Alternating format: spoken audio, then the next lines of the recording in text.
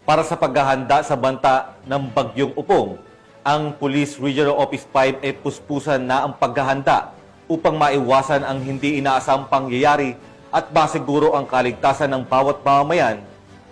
Ang balitang hatid ni Police Staff Sergeant Merculito Lubindino Jr.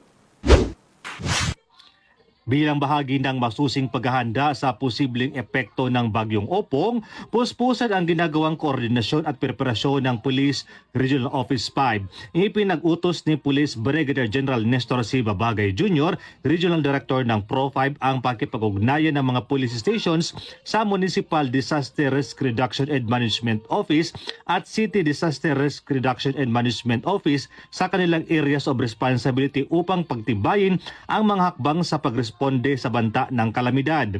Handa na rin ang mga pangunahing kagamitan at gamit pang emergency para sa mabilis na operasyon sakaling ito ay kailanganin.